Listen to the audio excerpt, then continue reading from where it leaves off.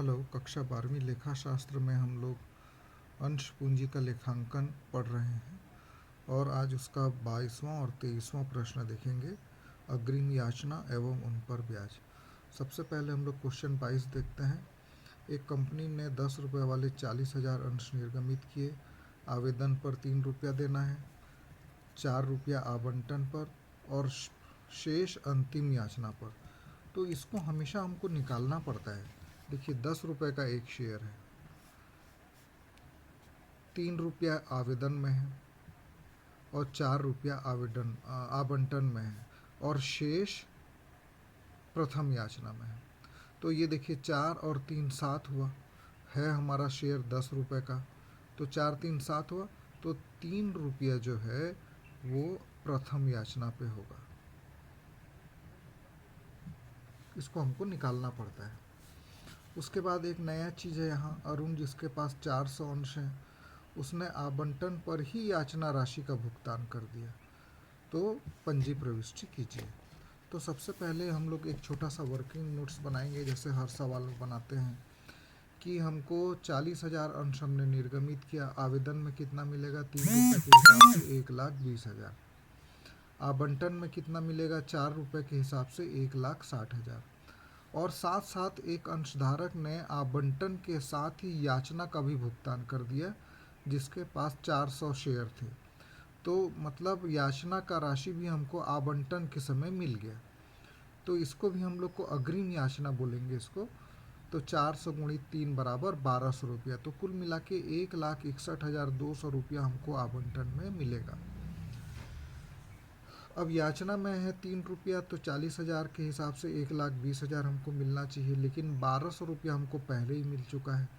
तो इसलिए हमको बैंक में मिलेगा 1,18,800 रुपये। तो इतना करने के बाद प्रविष्टि बिल्कुल सरल हो जाता है। आवेदन की 2 एंट्री आप लोग जानते हैं। बैंक खाता विकलन 1,20,000, अंश आवेदन खाता से 1,20,000, आवेदन राशि प्राप्त होने पर, पहली एंट्री। दूसरी एंट्री, आवेदन को पूंजी खाते में अंतरित करते हैं। अंश आवेदन खाता विकलन 1,20,000, अंश पूंजी खाता से 1,20,000, आवेदन राशि पूंजी खाते में अंतरित करने पर। उसके बाद तीसरी एंट्री जो देय करने वाली होती है, जो 1,60,000 है, वो सिंपल है। अंश आवंटन खाता विकलन अंश पूंजी खाता से 1,60,000, 1,60,000। इसमें कोई बदलाव नहीं होता है, जो देय होने वाली राशि है। जो बदलाव होगा अब यहाँ होगा बैंक खाता में। बैंक खाता विकलन देखिए, यहाँ हमको टोटल मिल रहा है 1,61,200, जिसमें से है आवंटन का 1,60,000 और अग्रिम याचना का है 1,200। तो इसी को हम लोग एंट्री के रूप में लिख लेते हैं। बैंक खाता विकलन 1,61,200, आवंटन खाता से 1,60,000 और अग्रिम याचना खाता से 1,200। उसके बाद अंश प्रथम व अंतिम याचना खाता 1,20,000, अंश पूंजी खाता से देय होने पर इसमें कोई परिवर्तन नहीं होता है, वैसे ही होती है एंट्री। और यहाँ पर थोड़ा चेंज होगा। ये देखिए, याचना में 1,20,000 मिलना चाहिए, लेकिन 1,200 हमको पहले ही मिल चुका है। तो इसलिए 1,18,800 हमको बैंक में मिलेगा। 1,18,800 बैंक खाता में मिलेगा। 1,200 रुपया अग्रिम याचना के रूप में हमको पहले से ही मिल गया है। अंश प्रथम व अंतिम याचना खाता से 1,20,000, समायोजित याचना राशि प्राप्त होने पर, और टोटल कर देंगे तो 8,01,200 और इधर भी 8,01,200। तो इस प्रकार अग्रिम याचना की प्रविष्टियाँ की जाती हैं, जो कि सरल है। 1-2 बार आप लोग प्रैक्टिस करेंगे तो आसानी से आप लोग कर पाएंगे। उसके बाद जो अगला प्रश्न है वो, उसमें थोड़ा सा दिक्कत आप लोग को हो सकता है प्रविष्टि करने में, तो उसको ध्यान से देखिएगा। 1 मार्च 2000 को एक्स लिमिटेड ने 10 रुपये वाले 10,000 समता अंशों का निर्गमन किया। आवेदन में 2, आवंटन में 3, याचना में 5 रुपये। और यहाँ पे तिथि दिया हुआ है, आवंटन के 3 माह बाद याचना किया गया। एक अंशधारी जिसके पास 20 अंश थे, आवंटन के साथ प्रथम और अंतिम याचना का भुगतान कर दिया, जैसे कि पहले वाले सवाल में हमने देखा था। तो वो आप समझ चुके हैं, कोई दिक्कत नहीं है। एक और अंशधारी जिसके पास 30 अंश थे आवंटन राशि का भुगतान नहीं किया, किंतु इसको एक साथ उसने प्रथम और अंतिम याचना के साथ भुगतान कर दिया, जिसको कि अवशिष्ट याचना बोलते हैं। संचालकों ने निश्चित किया कि सारणी एफ के अनुसार अदत्त याचना पर ब्याज लगाया जाए तथा अग्रिम याचना पर ब्याज दिया जाए। देखिए, सारणी एफ के अनुसार जो अवशिष्ट याचना है उस पर 10% और अग्रिम याचना पर 12% ब्याज दिया जाता है। और इसके अलावा एक तालिका एफ भी होता है, सारणी ए होता है, तालिका ए होता है, उसके अनुसार 5% और ये 6% होता है। तो ये जो सवाल में इसने जो आंसर लिया है इंटरेस्ट का, उसने गलती से तालिका ए के अनुसार ले लिया है, लेकिन हम लोग चूंकि प्रश्न में सारणी एफ लिखा है इसलिए 10% और 12% के हिसाब से ही गणना करें। तो इसका एक वर्किंग नोट्स बनाना पड़ता है। आप लोग भी जब प्रश्न बनाएं तो वर्किंग नोट्स ज़रूर बनाएं। देखिए, आवेदन में 2 रुपया 20,000 रुपया आएगा, उसमें कोई झंझट नहीं है, कोई तकलीफ नहीं है। सबसे ज़्यादा तकलीफ है आवंटन में, इसको आपको समझना है। 10,000 अंश हैं, 3 रुपये के हिसाब से हमको 30,000 रुपया मिलना चाहिए। देय होने वाली एंट्री 30,000 की होगी, ये देय वाली जो एंट्री है। प्राप्त होने वाली एंट्री में क्या होगा, देखिए, अवशिष्ट याचना 30 अंशों के एक धारक ने हमको नहीं दिया आवंटन राशि 3 रुपये के हिसाब से, 90 रुपया नहीं दिया, तो आवंटन के रूप में हमको कितना प्राप्त होगा, 29,910 रुपया प्राप्त होगा।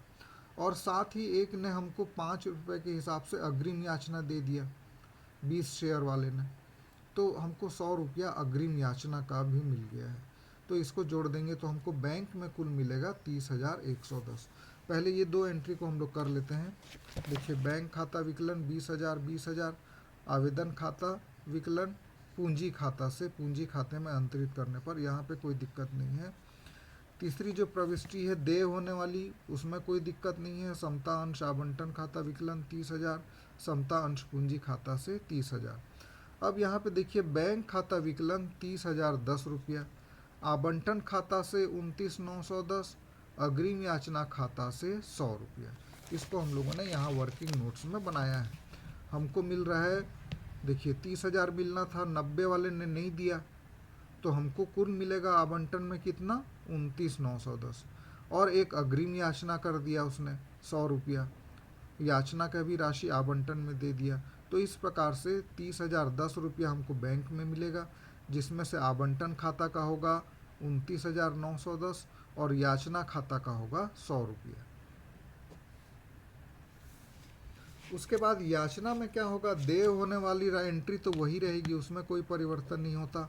50,000 हम लोग कर देंगे एंट्री, लेकिन इसमें समायोजन करना पड़ेगा। जो अग्रिम हमको ये 100 रुपया मिला था उसको यहाँ पे हम लोग घटा देंगे, क्योंकि पहले से ही मिल चुका है। और उसके बाद जो अवशिष्ट याचना था, यहाँ पर जो 90 रुपया नहीं मिला था वो भी हमको मिल गया है, तो इसको समायोजन करेंगे तो आएगा 49,990 रुपया। तो इसकी एंट्री हम लोग कर देंगे। देय होने वाले में कोई परिवर्तन नहीं है। समता अंश प्रथम याचना खाता विकलन 50,000, समता अंश पूंजी खाता से 50,000। उसके बाद बैंक खाता विकलन अग्रिम याचना खाता विकलन 100, समता अंश प्रथम याचना खाता से 50,000 और आवंटन खाता से 90 रुपया। जैसा जैसा यहाँ पे हमने वर्किंग नोट्स में किया है वैसा ही हमको करना है।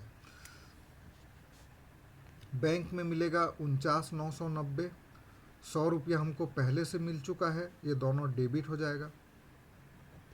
उसके बाद हमको मिलना कितना था, 50,000, ये क्रेडिट हो जाएगा। और ये जो समायोजित किया है ये भी क्रेडिट हो जाएगा।